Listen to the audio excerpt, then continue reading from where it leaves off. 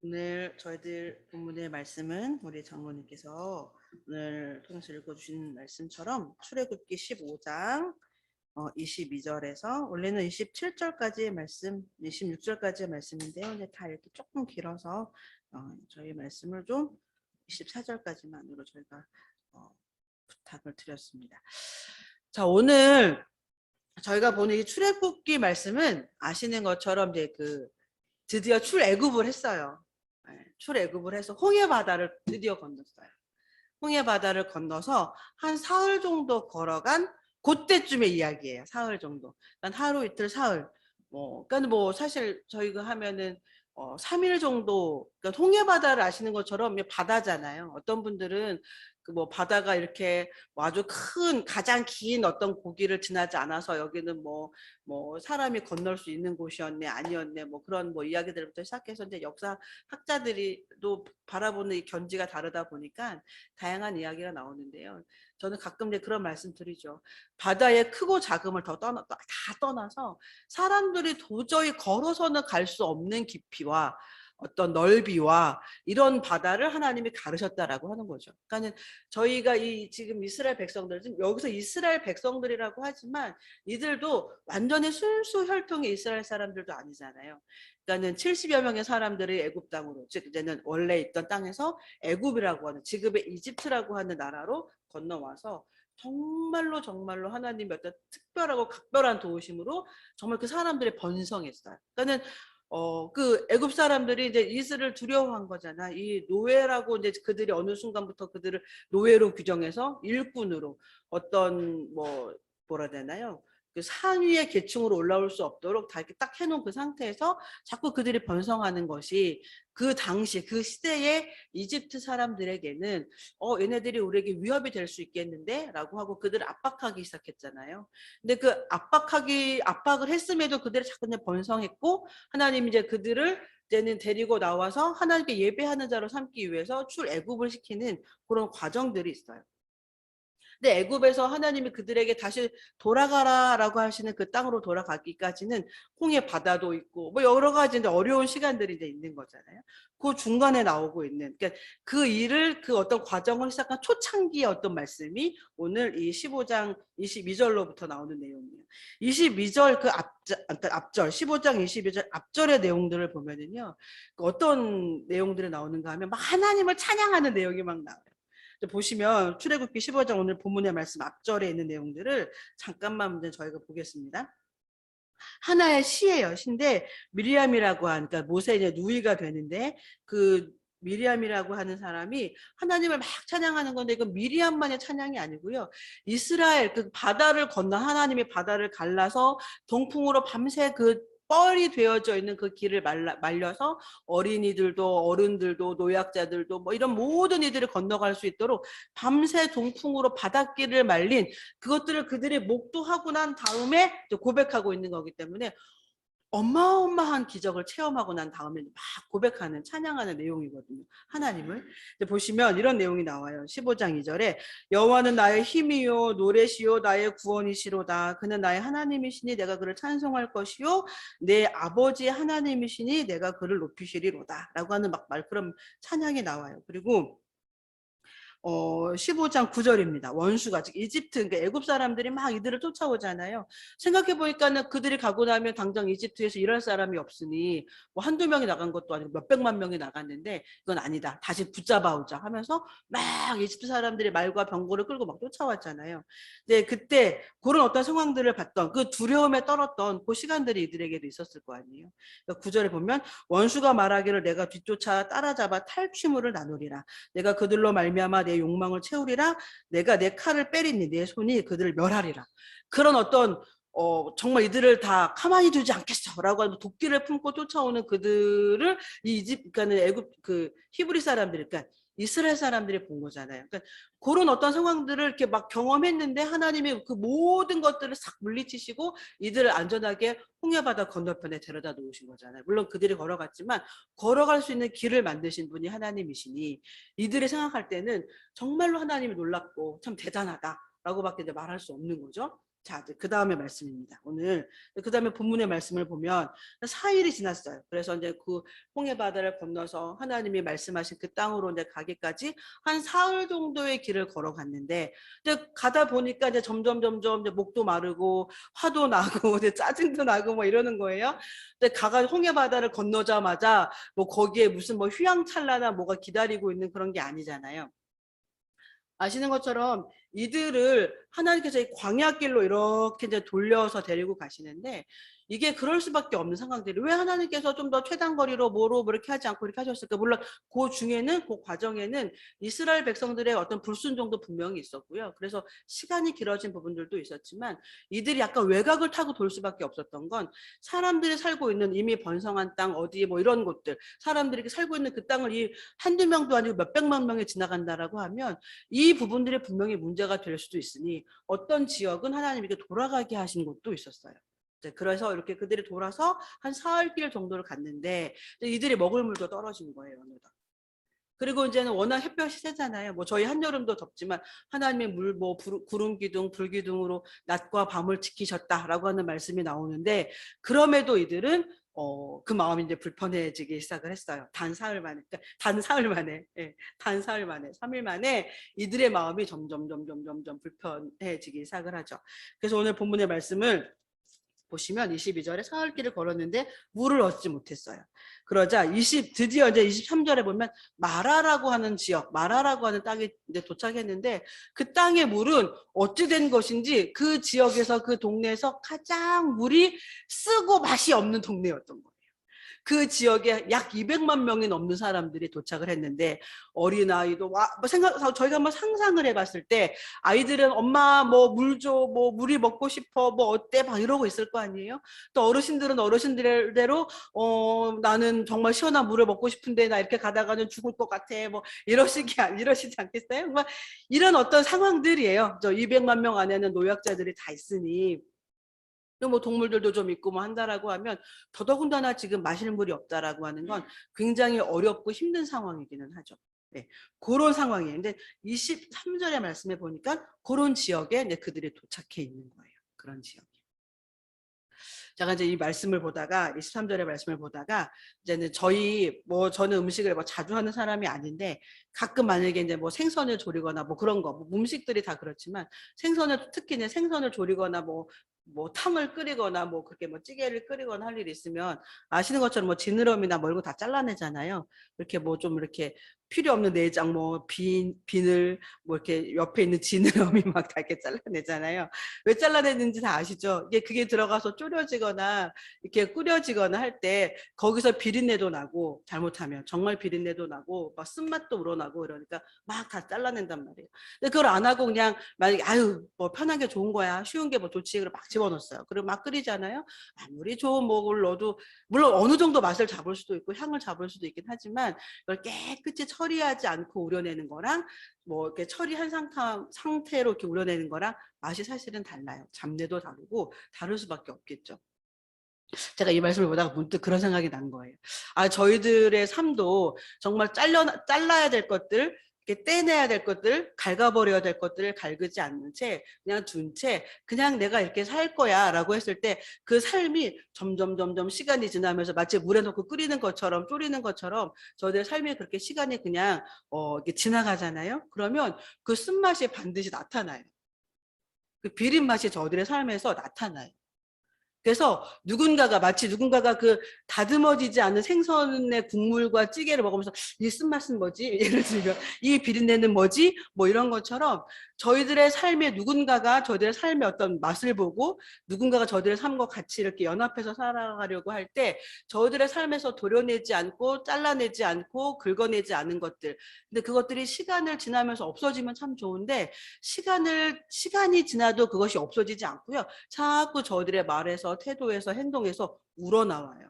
좋은 것이 우러나오면 너무 좋은데, 그러지 않고 이 비린내가 우러나오고 쓴맛이 우러나오고 그러면 정말 저들의 삶을 맛보는 누군가에게 좋은 영향력이 아니라 쓴맛을 전할 수밖에 없는 그런 삶이 되는 거죠. 마라와 같은 삶을 사는 분들이 저희들이 되지 않도록, 이 말씀 이 한 절에서 그런 생각이 버뜩 들었던 것 같아요. 아, 이 마라라고 하는 이 지역이 다른 사람, 목마른 사람들이 와서 시원한 물을 먹으면서 목을 축여서 그 삶을 회복하려고 하는데 이 지역의 물은 너무 써서 마실 수가 없는 거죠. 도저히 마실 수가 없는 물인 거예요. 그래서 한편으로는 아, 정말 우리의 삶이 마라와 같은 그런 땅이 되지 않도록, 마라와 같이 그런 쓴물을 내는 그런 어떤 존재, 그런 인생, 그런 삶이 되지 않도록 정말 우리가 정신 차려야 되겠구나라는 생각이 들었던 것 같아요. 그래서 우리한테서 잘라내야 될 건 뭘까? 좀 긁어내야 될 건 뭘까? 뭐 이런 생각? 다시 한번 이 마라라고 하는 그 단어 하나에서 참 많은 어떤 그런 깨달음을 갖게 했는데, 근데 그걸 말씀드리려고 하는 게 아니라 그거를 넘어서서 이 마라라고 하는 지역에 그들이 도착했는데 목이 말라 있는 이들에게 마라는 쓴물밖에 주지 않았어요. 자, 그러자 이 백성들이 사흘, 그러니까 3일 바로 앞에 홍해바다가 갈라지는 놀라운 기적을 체험했는데 이들이 어떻게 하는가 한번 보세요. 24절입니다. 24절의 말씀을 한번 저희 같이 읽어보겠습니다. 시작. 백성이 모세에게 원망하여 이르되 우리가 무엇을 마실까 하매라고 하는 말씀이 나옵니다. 이 원망이라고 하는 단어는요, 잘 아시는 것처럼 무언가, 그러니까 상대방을 못마땅하게 여겨서, 그러니까 여기서의 원망은요, 그 뜻을 같이 갖고 있어요. 밤을 새워가며 불평했다라고 하는 뜻을 갖고 있어요. 상대가 못마땅해서, 상대가 못마땅해서 밤을 새워가며 불평을 했다는 거죠. 원망이라고 하는 단어가 이 출애굽기 15장, 16장, 출애굽기 곳곳에 나타나요. 출애굽기 곳곳에 원망이라는 단어가 굉장히 자주 나타나요. 말씀드린 것처럼 원망은 그런 뜻을 갖고 있어요. 내 잘못은 없어. 나는 이 정도면 그냥 잘한 거야. 근데 그거죠. 너 때문이야. 네 탓이야, 네 탓. 너 때문에 정말 이 일들이 이렇게 됐어. 잘못된 거야. 내가 이렇게 피해를 입었어. 뭐 이런 거예요. 그러니까 오늘 백성이 모세를 원망했다 그랬어요. 근데 이 출애굽기 16장을 가잖아요. 그럼 모세와 아론이 그런 말을 해요. 너희가 우리를 원망하는 것 같지만 결국은 우리의 뒤에서 이 모든 일을 움직여 가시는 하나님을 원망하는 거야. 결국 너희들은 하나님을 원망하는 건데 나 하나님을 원망해요. 라고 하는 말은 차마 못하니 너희들 눈에 보여지는 모세와 아론, 즉 우리를 원망하는 건데 너희들 기쁜 심정에는 하나님을 원망하는 거야 라고 말하고 있어요. 즉 이스라엘 백성들은 하나님이 그들에게 이렇게 놀라운 어떤 기적을 베푸시고 그들을 구원하시기 위해서 그들을 정말로 자유로운 독립국가를 만들어서 하나님을 더 마음껏 찬양할 수 있는 그 땅으로 그들을 데리고 가기 위해서 이 하나의 여정과 과정을 거쳐가고 있어요. 근데 이 여정 가운데 이들이 혼자냐, 이들이 많이냐, 오합지졸 이들만 지금 걸어가고 있냐? 그렇지 않고요. 하나님께서 낮에는 구름 기둥으로 햇볕을 가렸다 그랬어요. 밤에는 사막이 얼마나 추워요? 광야가 얼마나 추워요? 근데 거기에는 불기둥, 그러니까 하나님의 초자연적인 도우심으로 이 이스라엘 백성들 출애굽을 해서 하나님이 허락하신 땅으로 가는 이 여정 가운데 그들이 결코 혼자가 아님을 하나님이 여전히도 보여주고 계신다라고 하는 거죠. 몇십일 지난 것도 아니에요.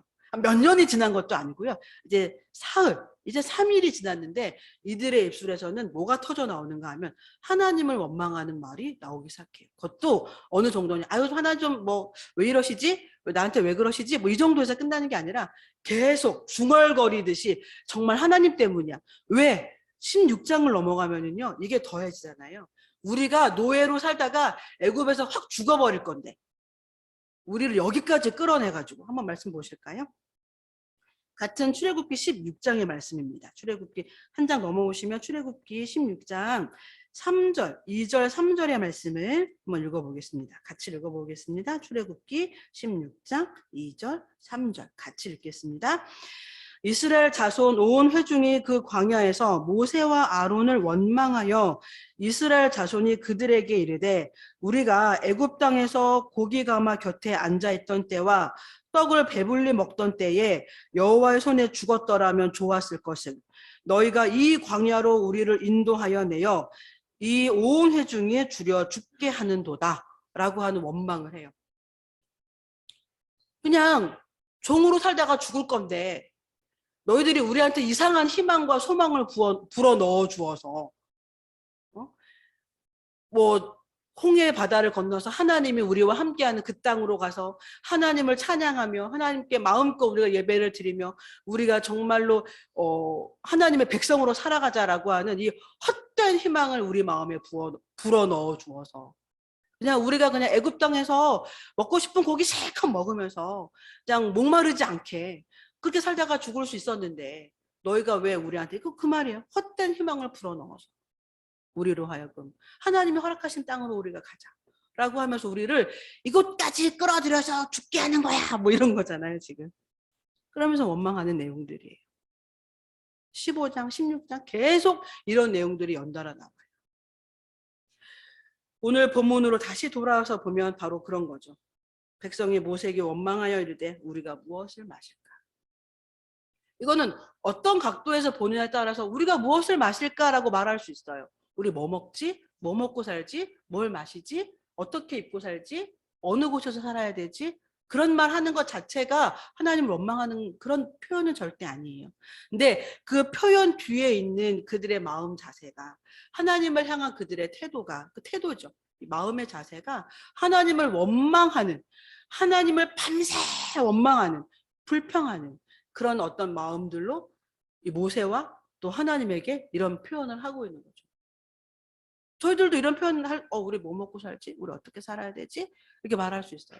그렇지만 그 마음이 정말 하나님이라고 하면 길이 있으실 텐데 하나님이라고 하면 나에게 어디선가 먹을 것들을 제공해 주실 수 있을 텐데 나는 그 길을 어떻게 찾을 수 있지? 뭔가 꿈을 갖고 희망을 갖고 소망을 갖고 이런 말을 할 수도 있지만 지금 이스라엘 백성들은 그 마음의 원망과 불평과 그로 말미암아 짜증이 계속 이렇게 중첩이 되면 분노로 가요.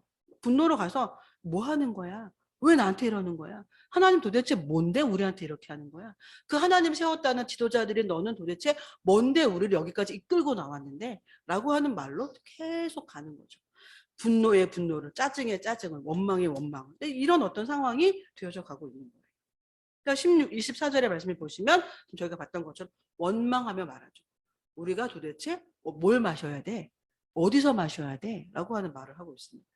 자, 그러자 모세는 무슨 길이 있겠어? 모세가 무슨 길이 있겠어요? 한두 명도 아니고 몇백만 명의 물을 당장 어디서 길어 오겠어요? 지금처럼 뭐가 있으니 비행기로 실어를 오겠어요? 배를 가지고 뭘 어떻게 하겠어요? 지금도 어떤 아프리카 땅에 그렇게 되고 있다 그러면 못 하는데 그 당시는 더 이거는 어려운 이야기인 거죠. 몇천 년 전이잖아요. 이건 불가능한 거예요. 근데 이 원망을 한 몸에 지금 모세는 받고 있는 중인 거죠. 자, 그러자 모세가 할 수 있는 길이 뭐가 있겠어요? 저희가 알고 있는 것처럼 진심으로 전심으로 하나님을 찾는 방법밖에는 없었던 거죠. 자, 25절의 말씀 저희 같이 한번 읽어보겠습니다. 모세가 여호와께 부르짖었더니 여호와께서 그에게 한 나무를 가리키시니 그가 물에 던지니 물이 달게 되었더라. 거기서 여호와께서 그들을 위하여 법도와 율례를 정하시고 그들을 시험하실세라고 하는 말씀이 나옵니다. 저희는 궁금하실 거예요. 저 나무는 무슨 나무일까? 무슨 나무였는데 그 지역에 물이 다 써서 못 마시는 물을 무슨 나무가지 하나를 던졌는데 물이 달아졌어. 모르겠어요. 요리하시는 분들은 또 궁금하실지 모르겠어요. 그거 뭘까요, 목사님? 저도 몰라요. 성경에도 안 나와 있어서 저도 무슨 나무인지 전혀 몰라요. 그냥 땅바닥에 떨어져 있는 나무였을 수도 있고요. 그냥 흔히 보는 무슨 나무가지였을 수도 있어요. 그런 효능과 뭔가 그런 것들을 갖고 있는 그런 기능이 전혀 없는 나무였을 수도 있어요. 단지 하나님께서 홍해 바다를 가르시고 죽은 자도 살리시는 그런 어떤 저희가 상상할 수 없는 어마어마한 능력을 그분께서 갖고 계시는데 하나님이 그들에게 모세를 통해 보여주시는 거죠. 원망하면서 불평을 토로하면서 그 마음에 가득 찬 분노를 토해내는 그 이스라엘 백성들에게 그죠? 정말 신앙적으로나 뭘로나 다 오합지졸 같은 사람들이 모여서 지금 하나님 허락하신 그 땅으로 가겠다고 이렇게 막 모여있는 그들에게 하나님이 하나의 기적 같은 선물을 그들에게 다시 보여주세요. 모세를 통해서 저 나뭇가지를 하나 거기 너희가 지금 먹으려고 하는 그 물에 던져라. 그들이 한 건 아무것도 없어요. 그 나무에 그런 효능이 있는지 없는지 살펴본 것도 아니고 모세가 그렇게 할 수 있는 것도 아니고 다만 모세도 순종을 해서 던졌을 뿐이에요. 근데 그리고 그 물을 먹었더니 그 물이 달았대요. 하나님 무슨 말씀하시는 걸까요? 이 말씀은 이 이스라엘 백성들의 이 과정들을 통해서 하나님은 무슨 말씀을, 우리들에게 어떤 메시지를 전달해 주고 싶으신 걸까요? 실제로 있었던 일이고 역사적으로 실제로 실존했던 이것들을 통해서 하나님은 무슨 말씀을 저와 여러분들에게 하고 싶으신 걸까요? 오늘 본문에 그러니까 25절 하반절에 이런 말씀이 나와요. 거기서 여호와께서 그들을 위하여 법도와 율례를 정하셨다 그래요. 성문화 즉 손으로 누군가가 받아 적은 그런 율법은 아니지만 이것들을 통해서 하나님은 이스라엘 백성들에게 하고 싶으신 말씀이 있었던 거예요. 어쩌면도 그들이 마라에서 머물렀던 건 우연이 아닐 수도 있어요. 단물이 나오는 곳, 더 좋은 물이 나오는 곳, 하나님이 창조하신 이 지구에 그게 어디에 있는지 하나님이 모르실 분이 아니신데 그만큼 섬세하신 분이신데 그들이 마라에 머물렀던 그 이유를 어쩌면 이 사건을 통해서 저희가 배우고 알아야 되는 하나님의 어떤 메시지, 하나님의 마음이 있는지도 몰라요. 마라가 아니라 그 다음 절 바로 보세요. 27절에 보면 그들이 엘림에 이르렀다라고 하는 말씀이 나와요. 거기에 샘 12과 종려나무 이런 그루가 있었다 그래요. 그러니까는 조금만 더 걸어가면 엘림이라고 하는 오아시스, 그러니까 그냥 환상에 보이는 어떤 그런 게 아니라요. 실제로 많은 물이 풍성하게 그들이 마실 수 있는 물, 그리고 풍성한 나무, 이것들이 있는 지역을 그들이 곧 발견해요. 근데 왜 그들이 마라에 머물렀을까요? 이게 그냥 우연일까? 그들이 마라에 머물렀던 게 그냥 가다 보니 마라에 머물렀다. 뭐 이게 그냥 우연일까요? 그것도 쓴 물이 나오는 마라에. 가다가 보니 그냥 멈춰섰는데 마라였고 거기서 쓴물이 나왔고 그런 의미는 분명히 아니에요. 적어도 오늘 이 본문의 말씀에서 하나님이 저희들에게 말씀하시고자 하는 뭔가 메시지가 있기 때문에 하나님께서 물론 저희가 잘못 선택해서 마라에 갔다 뭐 이런 그런 차원에서 말씀을 보시면 안 돼요. 지금 이들은 되게 특별한 어떤 경험을 하고 있는 중이에요. 출애굽을해서 홍해 바다가 갈라지는 어떤 그런 것들을 목도하고 그러니까 3일이 채 되지 않은 그곳에서 마라라고 하는 곳에서 머물러서 일어나고 있는 벌어지고 있는 어떤 하나의 사건이에요. 그리고 그 사건에서 하나님은 하나의 기적을 베푸시죠. 저희 신약에 보면 예수님을 통해서 이적과 기적이 일어나는데 그건 다 하나님의 구원이 어떤 것과 연결이 되어져 있는지를 보여주시는 사건이었다 그랬어요. 오늘 본문의 말씀도 그와 비슷한 맥락에서 보셔야 될 것 같아요. 저는 이 말씀을 준비하면서 조금 제가 염려됐거나 조심하거나 걱정됐던 건 저희가 하나님의 말씀과 전혀 다른 별개의 어떤 내 욕심을 따라 내 쾌락을 따라 내 성질을 따라 나의 어떤 원망을 따라 뭔가를 선택해 놓고 거기서 일어나는 힘들고 어려운 일을 하나님께서 나라와 하여금 이 길을 걷게 하셨어요 라고 하는 그런 잘못된 해석을 하실까 봐 저기 염려가 됐는데 오늘 이 마라라고 하는 땅은 그런 차원에서 해석하시면 안 돼요. 그런 부분에서 이 말씀을 해석하시면 안 되고요. 오늘 그들이 정말로 우연처럼 머물렀던 이 땅은 쓴물이 나오는 땅이었어요. 여러 가지 이유가 있어서 머물렀겠지만 그 땅은 쓴물이 나오는 땅이었는데 그 땅에서 그들은 하나님을 그리고 그 하나님을 통해서 세워진 모세라고 하는 지도자를 막 원망을 하죠. 그런데 정말 이게 원망할 일이었나 싶을 만큼 하나님은 그 일을 너무나 단순하게 딱 해결을 하세요. 너무 간결하게 그 일을 딱 해결을 하세요. 그러면 이들은 거기서 이스라엘 백성들은 뭘 깨닫고 뭘 알아야 됐을까요? 생각할 때. 이게 원망할 일이 아니었는데? 이게 하나님을 향해서 이렇게 원망할 일이 아니었는데? 라고 하는 걸 그들이 깨달았어야 되지 않을까요? 하나님께 이런 능력이 있는데 정말 우리는 그 쓴물을 먹어서 곧 죽을 것 같아. 그죠? 그 쓴물을 마셔서 우리 애들도 그 물을 먹더니 엄마 이 물을 못 먹어. 왜 나한테 이런 물을 주는데 페페페 뭐 그랬을 거고요. 어른들도 뭐 연세 드신 분들도 이거 도대체 왜 우리한테 이런 물, 뭐 우리를 죽이려고 하는 거야. 뭐 예를 들면 뭐 이런 이야기가 그 200만 명이라고 200만 명이 넘는 그 공동체 안에서 그런 이야기가 나왔을 수도 있겠죠. 도저히 먹을 수 없는 물.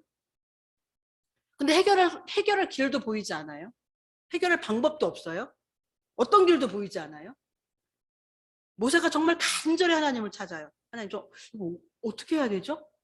그가 무슨 바다를 갈랐다고 했을 때도 모세의 실력과 기술로 가른 거 아니었잖아요. 그러니까 모세는 적어도 기억하고 있어. 이거는 정말로 하나님께 간절히 매달리고 하나님을 붙잡을 수밖에 없는 어떤 상황이라는 거, 사건이라는 거, 환경이라는 거. 쓴물을 내는 환경, 뭐 쓴물을 내는 사람, 뭐 쓴물을 이 도저히 해결할 수 없는 상황. 오늘 25절 말씀처럼 여호와께 부르짖었다 그랬어요. 부르짖었다. 이거는 되게 간절하게 하나님을 찾았다라고 하는 그런 표현이에요. 하나님 정말 너무 간절하게 찾는 모세의 어떤 모습을 보게 돼요. 그리고 하나님은 그 일을 너무 간결하게 그리고 아주 간단하게 해결을 하시죠. 나뭇가지를 꺾어서 저 나뭇가지를 던져. 정말 기적처럼 조금 전까지 썼던 그 물이 달아졌대요. 누구도 먹을 수 있는 물이 된 거예요. 절대 바꿀 수 없어. 절대 해결할 수 없어. 정말 이거는 누가 와도 어떻게 할 수 없어. 라고 했던 그 상황이 그들을 정말 어떻게 해야 돼? 라고 정말 당황스럽게 만들었던 그 상황이 바뀐 거예요. 달아졌어요. 쓴물이 단물로 바뀌었어요. 그리고 하나님은 거기서 메시지를 전달하시죠. 너희들은 이 상황에 대해서 어떻게 해석을 하니? 너희는 지금 너희가 지금 쓴 물을 만나서 이렇게 죽을 거야 뭐 할 거야 하면서 하나님을 밤새도록 중얼거리듯이 하나님을 원망하는 이 상황에서 나는 이 일을 이렇게 해결할 수 있는 존재인데 너희는 이 상황에서 그리고 이 상황을 너희들의 삶의 하나의 경험으로 경험치로 너희 삶의 하나의 도장을 찍듯이 딱 남겨놓는다면 너희들은 이 상황을 어떻게 해석하겠니? 앞으로 어떻게 이 상황을 너의 삶에 적용하며 살아가겠니? 라고 하는 이 하나님의 메시지가 이 안에 들어있지 않을까요? 저희들도 살다 보면 그런 거 있잖아요. 아, 이건 절대 해결할 수 없어. 이건 정말 이들이 쓴 물을 먹었는데 어떻게 할 수 없는 것처럼 저들 삶에 정말 쓰디 써서 어떻게 할 수 없는 그런 상황들을 만날 때가 있죠. 사람을 만나든 환경을 만나든 뭐 조건에 처해져 있든 뭐 그런 것들. 근데 아무리 뭔가 기를 쓰고 용을 써도 해결이 되지 않는. 근데 저희가 그럴 때 할 수 있는 거 여러 가지가 있지만 오늘 극단적으로 두 개를 보여주세요. 하나님은 원망하는 백성과 부르짖는 모세. 저는 주로 뭘 선택하시는지 경험치를 한번 이렇게 돌아보세요. 아니면 포기? 여기는 포기는 없는데 적어도 뭐 포기, 원망, 뭐 그냥 뭐 짜증, 분노 뭘까요? 근데 쭉 따라 들어가면 뭘까요? 어쩌면 이들에게 있는 이 백성들에게 있는 가장 원초적인 것들은 원망이었을 거예요. 왜 나를 고생시켜? 왜 나를 힘들게 하는데? 왜 그러는 나한테? 뭐 이런 거? 그건 사실 하나님을 향한 거였던 것 같아요. 그리고 그 원망은 쓴물을 그냥 쓴물로 있게밖에 할 수 없어요. 그냥 계속 쓴 거예요. 어떻게 할 수 없는 거예요. 근데 오늘 모세는 그런 선택을 하죠. 이 막다른 골목은 모세는 사람이 아닌가요? 모세도 목말랐겠죠. 모세도 힘에 부쳤겠죠. 힘에 겨웠겠죠. 그들은 따라가는 사람들이었을지 몰라도 앞에 서서 가는 사람들은 힘에 부쳐요. 근데 똑같은 사람이잖아요. 분명히 모세도 누구 못지않게 힘에 부쳤을 거고 힘들었을 거예요. 근데 모세가 하는 선택은 또 다르죠. 이스라엘 백성들이 하는 선택과 또 다르죠. 그러니까 늘 다수가 옳은 건 아닌 거예요. 그런 거 보면. 다수는 원망했어요. 하나님은. 원망하는 수만 가지의 이유를 댔겠죠. 16장에 가면 급기야 우리가 거기서 종으로 살다가 죽었으면 좋았을 것을 뭐 이런 식의 원망까지 하잖아요. 그러니까 다수가 꼭 옳은 건 아닌 거예요. 극소수 단 한 사람인데 이 모세가 하나님께 부르짖죠. 하나님 뭐 어떻게 해야 되죠? 어떻게 해결해야 되죠? 이 수백만 명의 사람이 목말라 해요.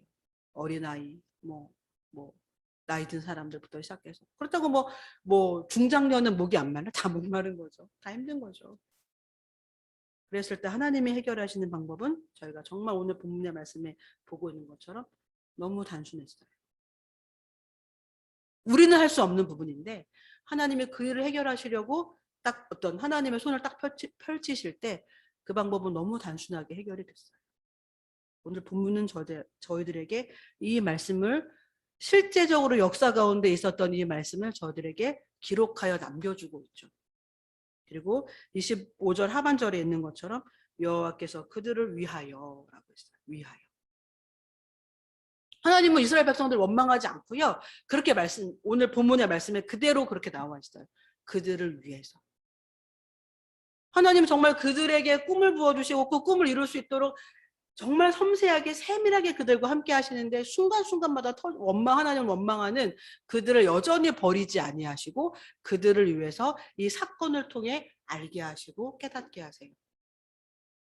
근데 결국 하나님 위대하신 분이야. 하나님 어떤 분이시야. 하나님 우리를 사랑하는 분이셔 라고 하는 걸 알았다라고 하는 건 하나님을 찬양하는 것. 그래서 하나님이 위대하신 분이네 라고 하는 그 하나의 메시지를 만을 말하려고 하는 게 아니라요. 이 하나님을 알아가는 하나님은 이런 하나님이신 걸 알아가면 알아갈수록 이걸 알아가는 사람이 행복해지거든요. 하나님이 어떤 분이신가를 알아가는 사람이 결국은 그가 행복해지는 결과를 낳아요. 하나님을 찬양하니까 하나님 높임 받아서 좋으시겠네. 뭐 하나님은 참 뭐 자존심이 있으시고 자존감이 높으셔서 누가 이렇게 알아주니까 뭐 기쁘시겠네. 그래서 우리를 통해서 그런 어떤 찬양을 받으시려고 하시는 분이시니 에휴 애따 제가 하나님을 뭐 좀 찬양하죠. 이런 게 아닌 거잖아요. 하나님은 저희가 찬양하지 않아도 하나님을 진심으로 아는 사람들을 통해서 찬양 받으세요. 그분은 찬양 받으시기 합당하신 분이시고. 그런데 이 하나님이 이런 분이라는 걸 알아가는 사람이 궁극적으로는 행복해지는 삶을 산다는 거예요. 하나님 그러신 분이구나. 정말 내 삶이 이렇게 쓰디쓴 걸로 가득 차 있어서 방법이 없다고 생각을 했는데 하나님 이 상황을, 이 사건을, 이 정말 내 삶을 둘러싼 이 쓰디쓴 상황을 이렇게 해결하실 수 있는 분이구나라고 하는 걸 신뢰하는 그 사람이 궁극적으로는 행복해지지 않겠어요? 그 사람의 마음이 넓어지지 않겠어요? 그 사람의 마음이 평안히 깃들지 않겠어요? 지금 뭐 여전히도 혹시 좀 살다 보면 또 쓰디쓴 상황이 만나질지라도 이 놀라운 경험을 해서 하나님이 어떤 분이신가를 신뢰하고 믿는 마음이 있다라고 하면 앞으로 살다가 그에 못지않은 조금 더 쓰디쓴 상황을 혹시 만난다 할지라도 그래 하나님은 그러신 분이었지. 맞아 하나님은 그렇게 하실 수 있는 분이었지. 그럼 나는 이 상황에서 어떻게 해야 되지? 라고 하면서 하나님을 더 신뢰하는 사람으로 하나님께 더 붙어서 그 방법을 찾으려고 하지 않겠어요? 믿는 구석이 있으니 비빌 언덕이 있으니. 근데 이거를 그냥 그러네 하나님이 그렇게 하신 분이네 그걸 잊어버려요. 마음에 담아두지 않아요. 그러면 16장 넘어가면 잠깐 고기를 못 먹어서 잠깐 뭐가 어떻게 했을 때 이 쓴 물을 마셨던 이 상황과 똑같이 아니 더 증폭된 분노를 하나님께 보이죠. 뭐 하시는 거예요? 왜 저를 이렇게 다루세요? 제가 뭐 하나님을 뭐 어떻게 했다고 저한테 이렇게 섭하게 하세요 저를? 뭐 이렇게 되겠죠. 증폭된 원망, 증폭된 분노, 증폭된 짜증, 더 깊어지는 어떤 실망감, 뭐 이런 걸로 하나님 앞에 나갈 수밖에 없겠죠. 오늘 저희들은 출애굽기 15장 뭐 이런 어떤 사건 상황들이 계속 나타나는데 이런 오늘 이 본문의 말씀을 통해서 저희들 마음에 정말로 이렇게 가슴에 이렇게 담아두고 잊어버리면 안 될 것들이 있습니다. 하나님은 이 쓰디쓴 상황을 이렇게 해결하실 수 있는 능력이 있으신 분이구나. 나는 이 상황에서 어떻게 해야 될까? 하나님 저를 도와주세요. 하나님을 신뢰하는 마음, 하나님을 인정하는 어떤 믿음을 가지고 하나님 앞에 나가야 되는 저와 여러분이라는 걸 기억하셔야 돼요. 저희가 오늘 본문의 말씀은 아니지만 출애굽기를 쭉 넘어가다 보면 신명기서의 말씀이 있는데요. 신명기서 말씀을 좀 보면서 오늘 말씀을 좀 마무리하려고 합니다. 신명기서 8장입니다. 그러면 궁금하시겠죠. 그럼 목사님 제가 그렇게 하나님 원망하지 않고 하나님 내가 인생 살다가 어떤 쓰디쓴 상황을 만날 수도 있는데 그때 제가 하나님을 뭐 잠깐은 원망할 수도 있고 잠깐은 실망할 수도 있지만 그 마음 오래 간직하지 않고 우리를 위해서 늘 말씀하시는 그 하나님 앞에 제가 서려고 하면 다시 한번 제 마음에 간직해야 될 것들은 무엇이 있을까요? 라고 물으신다면 혹시 묻고 싶으신 분이 계신다면 신명기서의 8장을 저희들이 좀 같이 보려고 합니다. 저희가 정말 이 말씀 되게 좋아하시는 분들도 계시는데 신명기서 8장의 말씀을 이 말씀 그대로를 저희가 오늘 이 본문의 말씀과 함께 연이어서 좀 간직해 주셨으면 좋겠습니다. 예. 신명기서 8장 1절부터요. 10절까지 저희가 교독해서 읽을 거예요. 제가 1절, 우리 식구들이 2절 그렇게 해서 말씀을 좀 읽어보도록 하겠습니다. 신명기서 8장 1절부터 10절까지의 말씀입니다. 내가 오늘 명하는 모든 명령을 너희는 지켜 행하라. 그리하면 너희가 살고 번성하고 여호와께서 너희의 조상들에게 맹세하신 땅에 들어가서 그것을 차지하리라.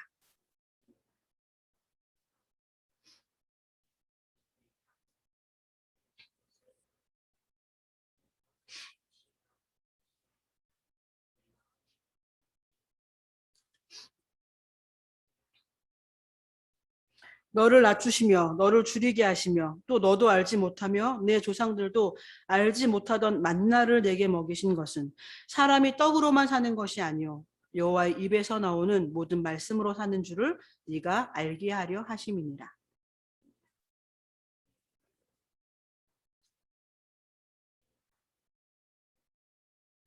너는 사람이 그 아들을 징계함 같이 네 하나님 여호와께서 너를 징계하시는 줄 마음에 생각하고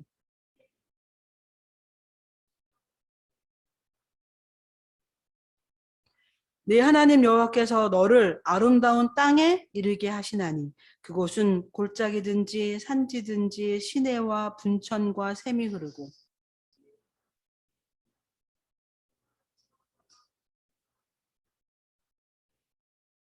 네가 먹을 것에 모자람이 없고 네게 아무 부족함이 없는 땅이며 그 땅의 돌은 철이요 산에서는 동을 캘 것이라.